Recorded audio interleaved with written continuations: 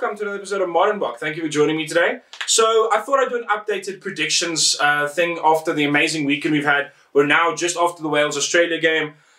Day 10 is done. I think it's a good time to kind of like reevaluate. Obviously not all the teams have played again, but I think it's a good time to evaluate the situation.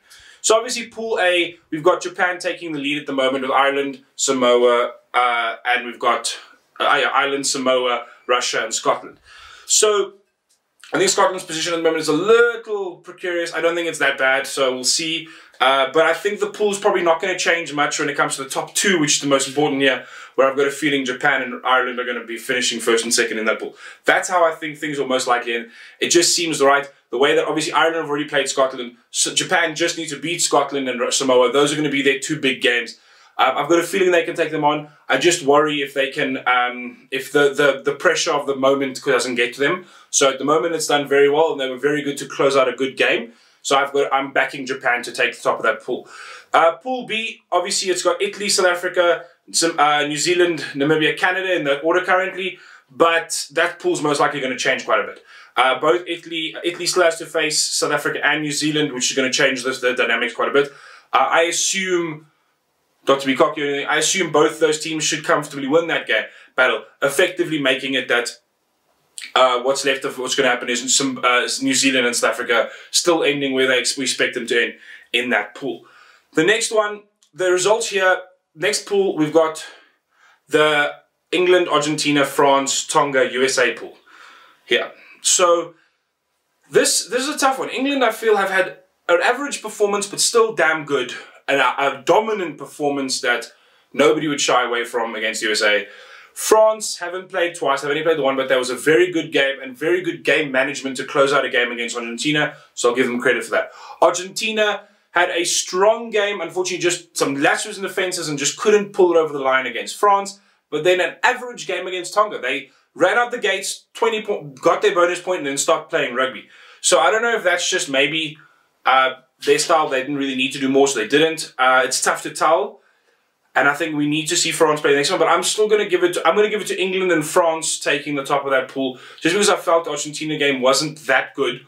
Although to be fair, I'm basing this on the fact that I haven't seen France play it, so it's still up in the air. Pool D, we got Wales, Australia, Georgia, Uruguay, and Fiji. This is an interesting one. Obviously, the Uruguay-Fiji upset already, but the game obviously today affects this hugely. We've got Wales now sitting at the top of the pool with Australia next. And besides that, I think it's pretty much going to stay this way. I can't see it being hugely different to this. Wales will continue to dominate. They obviously are going to have a little bit of a bugbear in their mind, obviously from previous, just like South Africa would have against Japan, about that previous upset. But Fiji, although from Fiji's side also, this will be a revenge. They could make everybody forget about the Uruguay loss if they win this game. It's also essential for them to get their top 3 spot, which is all important for your tier 2 teams in this World Cup. So I wouldn't sit down as a Wales fan. That's going to be a bruiser. The other two games I feel, well, other game I feel is not too much of an issue. So we will definitely see how that plays out. But effectively, still going to stick with Wales, Australia top in the moment. I don't think Fiji will upset them, although I've got a feeling injuries might come. Something Wales is definitely concerned about, considering Dan Biggar is already being tested again for head injury. Is he going to be able to play the next game? We don't know yet. We will find out soon. Question mark. That will leave us with our pools effectively sitting with quarterfinal 1 being England, Australia, quarterfinal 2, New Zealand, Ireland, quarterfinal 3, Wales, France, and quarterfinal 4, Japan, South Africa. Interesting ones. I like this. I think it's not very different. It's slightly different to previous, so we'll see how it plays out in the things, but it's still interesting to see. From the performances though, something obviously my previous predictions also couldn't bring into account, it's going to be interesting to look at this. Quarterfinal 1, England, Australia. Australia had a decent game against Fiji. First half was poor, second half was strong. This game, again, second half was strong. They were finishing very strong in these games, but still lack, I felt like, team spirit to pull it off. England, on the other hand, haven't played 2 tough opponents. They're going into their thing, but remember that at this point they would have, Australia now only really have to play Uruguay and Georgia, whereas the other way, England have already played 2 tier 1 nations. So the question is, can Australia build their confidence up, and will England have lost players here? I'm still going to definitely go England's side, but this is where the thing is. This is a lot of people talking that you've got to now worry about the fact that there's going to be 4 or 5 world-class games England have to win. And this is no joke of a game. England have a hard time, and the Northern Hemisphere teams are definitely, except, well, to be fair, their games have done quite well second. But that wasn't a tough game for the men's USA. So that's going to be a very important factor in this, is that England-Australia game. Can they keep performing for the full 80, as they definitely gave Wales a run in the second half. Next up, we have New Zealand-Ireland. Yeah, this is a tough one. Obviously, recent history, Ireland has a little bit of answer to New Zealand, but let's face it, nobody really hasn't ever got a full answer to New Zealand. South Africans made the mistake of thinking they did. So yeah, this is a tough one. It's going to be so important to see how New Zealand perform again, continue throughout the World Tournament, but effectively a couple of easy games.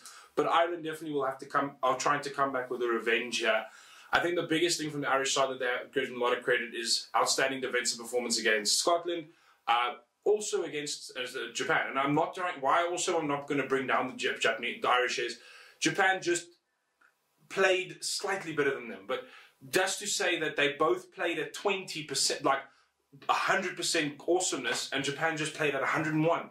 It was tight, fine lines for this, and I'm going to, like many people might agree with me, I'm going to give it to Ireland. I think that Ireland still have the better team to take it, and they have recently beaten New Zealand, and I think this is the kind of game where Ireland are going to lift up. They've never got it past the quarterfinals. They're going to lift up here. They have to. They have to lift up, and I think they're going to. The occasion is so essential for that, and especially considering the recent drama, I think this is going to be where it's going to be essential for them to recover their national pride in that. So yeah, how it goes. Next game, quarterfinal 3, Wales, France. This is an interesting one, but Wales' performance today was clinical, and I definitely feel it's the right choice to go with them. France was strong, but I haven't really been able to see enough from them to be able to consider much more, and the Argentinian performances, which I'm gauging them against, have not been outstanding. Argentina's scrum has definitely gotten better, but I feel the Welsh scrum is up for it, and the sniping tackles from Gareth Davis, and if Dan Bigg is fine, should be good for the Welsh on that side. I know that they are concerned about it, but I think it should be fine. I don't think he'll be long-term injured. We shall see. Japan, South Africa then making their last quarterfinal. This is obviously a big change from previous swap around and stuff. As South African, nervous about this game. This is a tough one. This is no joke. History hopefully doesn't repeat itself. I'm going to still go South Africa as that a dominant performance against Namibia, but I think everybody does. But I don't know if Japan can keep it going. They need to have 2 strong games still, fighting definitely heavy battles still. Whereas South Africa have got a relatively easy path into this quarterfinal if they just keep going. Oh, last time I said that, I put myself so hard. So hopefully they do have an easy path. So I'm going to I'm going to go South Africa, but it'll be one hell of a battle. Japan will not go down without a fight. So I think that's going to be an amazing game, and definitely also going to be a nice rematch from a game a few weeks ago where South Africa put a couple of points in them. That's probably the only reason I'm going for South Africa, is just that recent game. Although to be fair, that's a different team that played from this weekend, so we'll see. England, Ireland making semi-final 1. Wow. Now this is a much more interesting semi-final situation, as we've only got one Southern Hemisphere team in the semi-finals with 3 Northern Hemisphere. Very different situation. But I'm going to, with this England-Ireland side, Ireland having to have faced New Zealand, I don't know if they're going to have the steam to take over England. And Australia, the Australia-England game, I think England have been building to it, and they should be fine, and they have had a recent... They're old foes. These guys play often together. Obviously, Ireland having the up on them recently, but I've got a feeling that New Zealand game is just going to take it out of them, and they won't be able to get further than this. The occasion of semi-final will also be huge for them. So yeah, the Englishmen are definitely looking solid, and the more solid they go through these games. The Wales-South Africa game, the biggest factor here for me is South Africa's defence. I think we're able to shut them down. I think that Australia cut a couple of holes bigger than I thought they would, and the second half was concerning. South Africa does tend to finish better lately, and I think that'll help them a lot. Southern Hemisphere, South Africa has always been a very different team in the sense they play like 50-50 between the two, and I think that's what helps them face Northern Hemisphere opponents quite a bit. Next up, we have got the final. So the final then being England, South Africa, a repeat of 2007, 12 years later, all of those goodnesses. And I have to, even though it's going to be a tough one, at this point England would have played 4 big games, and South Africa's got the number on England a little bit in the finals, we'll see. So I'm going to go South Africa to win it, with that being the case. I think that's tough one. I know it's a little bit different to my last predictions video, like wow, but this weekend's games change a lot of the pathways and a lot of the situations, and definitely make a lot of the other teams' journeys quite a bit tougher. Probably the saddest result from this weekend is Scotland supporters were quite sad about it, as they now have to topple Japan. I've got a feeling that they can, but yeah, and that's going to obviously shake it up even further. So we'll bring in another video next weekend, kind of like how things have changed, have the tables turned, how have they turned, and all of those good things. But please watch out for that. Please leave your comments down below in your opinions. Maybe I made mistakes in comments and that. Guys, thank you very much, guys. I appreciate your time. Cheers. Bye.